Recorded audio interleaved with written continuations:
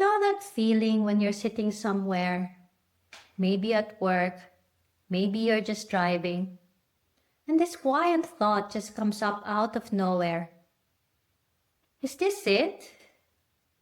Not in a dramatic crisis kind of way, just a gentle but persistent question that keeps coming back, like a tap on the shoulder you keep ignoring.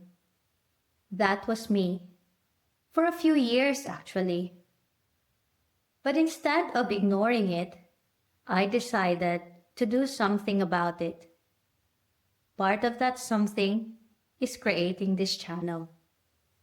Hi, my name is Amy, and welcome to Stage Midlife. Let me tell you a little bit of who I am. Not my whole life story, just enough so you know who's talking to you. I'm Filipino. I was born and raised in the Philippines. And when I was 24 years old, I packed my life and moved to Australia. Just by myself. I don't have family here, not even friends waiting for me. Just me, my bags, and my nursing registration. That was me 16 years ago. I've worked as a nurse for 19 years, and a big chunk of that in emergency departments.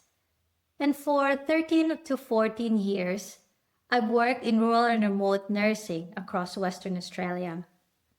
I'm also happily married to my wife. We've been together for 17 years and been married for 8. She's honestly one of the best things that ever happened to me. And this year, I turned 40. I want to paint you a picture of what the last decade and a half of my life looked like, because I think it matters for why I'm here today. Rural and remote nursing in Australia is not your regular nursing job.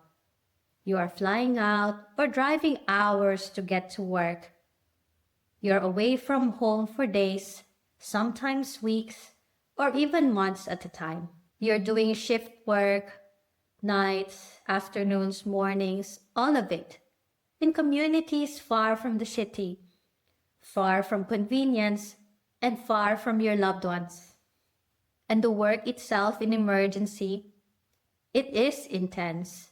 You see a lot, you carry a lot, you make fast decisions, and you keep moving because there's always someone else who needs you. I genuinely love parts of it.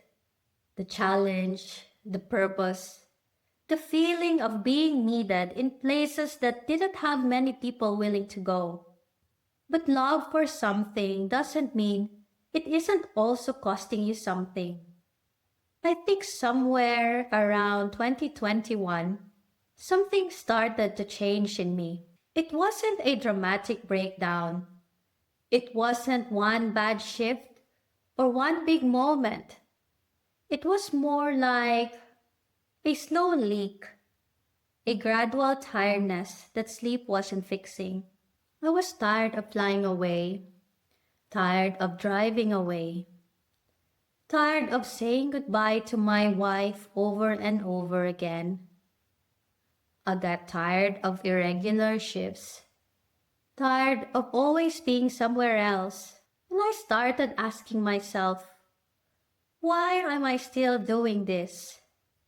Now, I want to be honest here because I think it is important. I'm not entirely sure if what I experience is burnout in a clinical sense.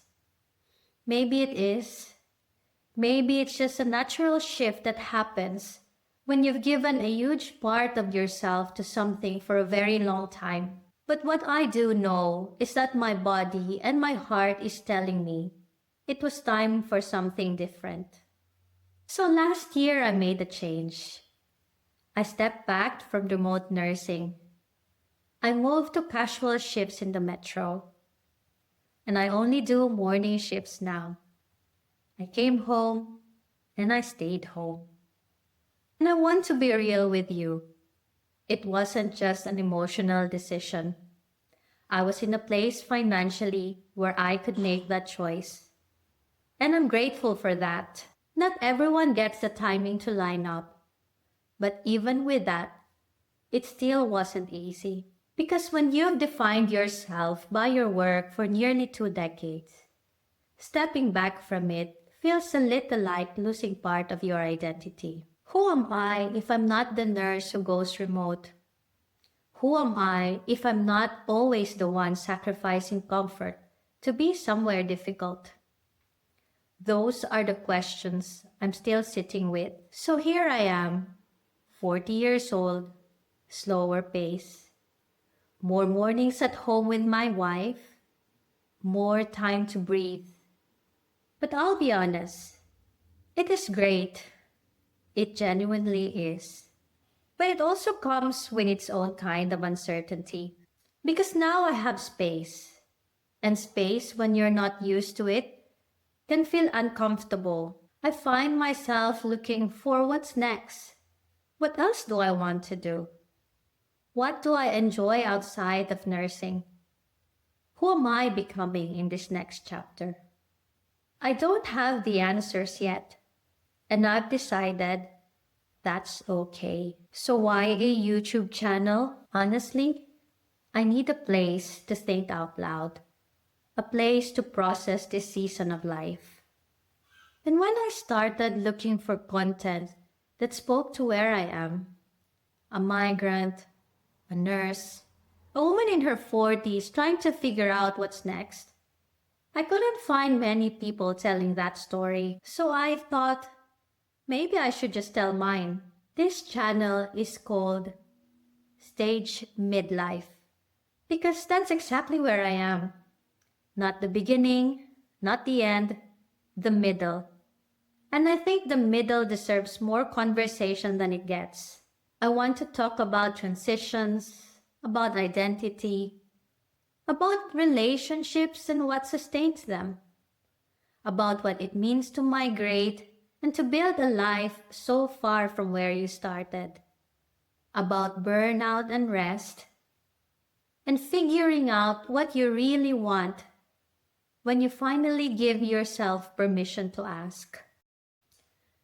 Not as an expert, not as someone who has figured it all out, just as someone who is in it, honestly and openly. If you're somewhere in your late 30s or beyond, and you've spent years showing up for everyone else, your patients, your family, your workplace, and you're only now starting to ask what you actually want for yourself, this channel is for you.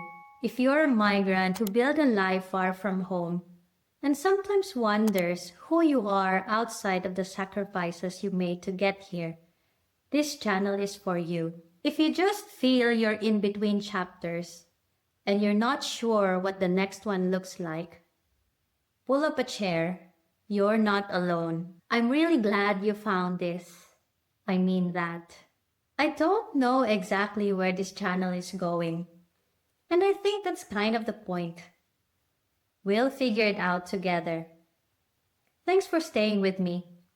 I'll see you in the next video.